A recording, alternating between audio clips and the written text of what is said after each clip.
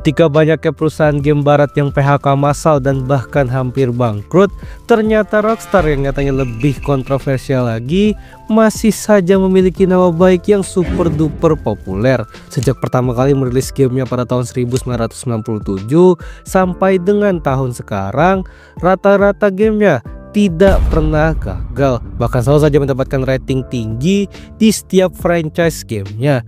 Jadi apa rahasianya kenapa perusahaan ini masih saja menjadi sebuah raksasa? Dan selamat datang di segmen bahas game aja.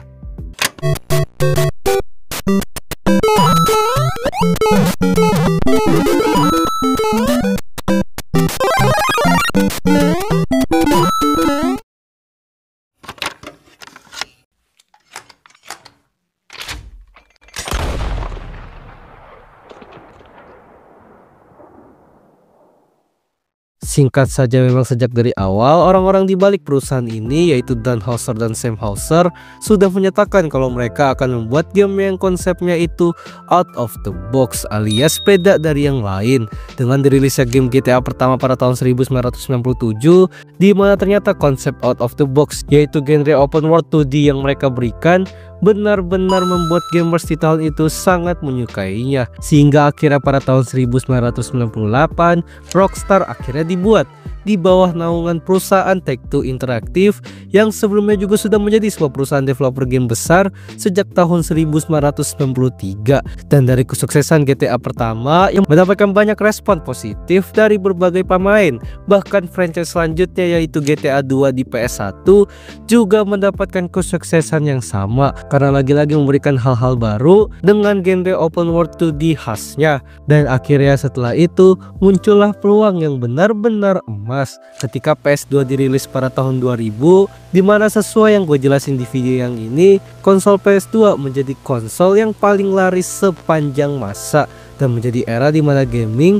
menjadi sebuah culture yang seru banget, entah itu bagi gamer di pasar global apalagi Indonesia, dimana di momen PS2 rilis ini GTA 3 yang akhirnya dirilis pada tahun 2001 yaitu 1 tahun persis setelah PS2 dirilis. Dengan kesuksesan franchise GTA sebelumnya, Rockstar akhirnya makin mendapatkan banyak pujian lagi karena akhirnya game GTA 3 dieksekusi dengan grafis 3D dan itu bisa berhasil terjual sebanyak 14 juta lebih kopi di perilisan awalnya, yang mana angka tersebut sangatlah masif untuk sebuah game yang rilis di awal-awal masa PS2, yang akhirnya dengan mindset yang ingin selalu membuat game yang out of the box atau break the rules, game-game karya Rockstar dari masa ke masa selalu saja mendapatkan rating yang memuaskan semua.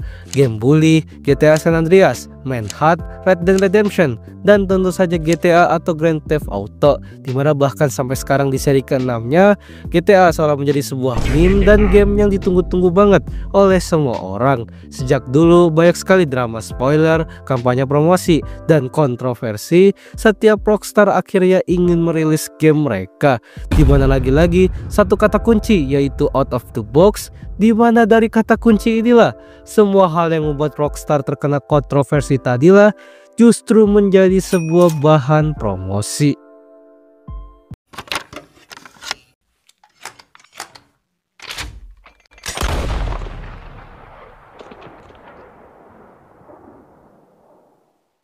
Melihat produk-produk gamenya yang jelas-jelas mature banget, seperti mengangkut unsur kriminal, bullying, kata-kata kasar, kekerasan seksual, dan berbagai macam-macam dunia gelap di dunia nyata tersebut, jelas membuat Rockstar tentu saja tidak bersih dengan sebuah banyaknya drama dan kontroversi.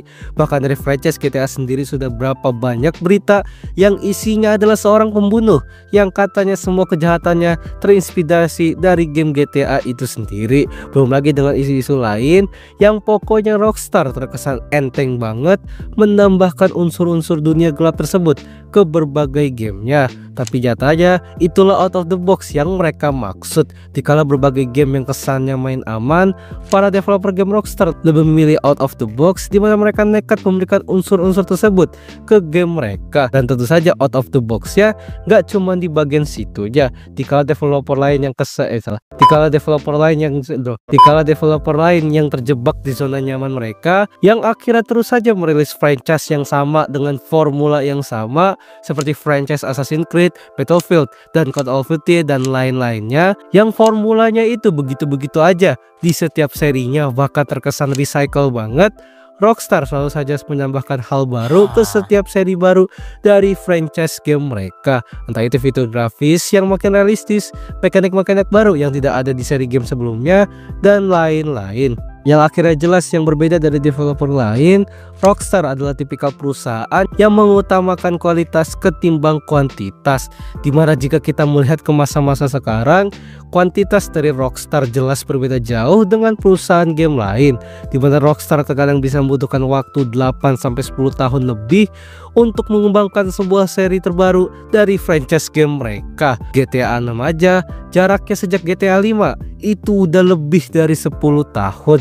Bahkan sekedar mengubah porting dari konsol ke PC aja Rockstar bisa membutuhkan waktu ratusan hari, bahkan yang paling lama itu bisa 2 tahun. Dan ingat, itu baru mengubah porting konsol ke PC doang, dimana di sisi lain perusahaan-perusahaan serupa dalam jangka waktu yang sama bisa merilis game di setiap tahunnya, dan itu pun udah sekaligus satu paket di konsol dan PC sekalian, bahkan udah porting ke mobile juga. Tapi meskipun begitu, hasil dari game Rockstar selalu saja bagus dan berakhir memiliki rating yang memuaskan pula.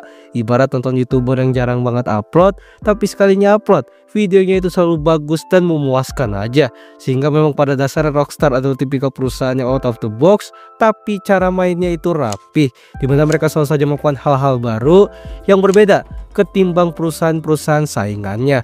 Kontroversi malah dijadikan sebuah promosi.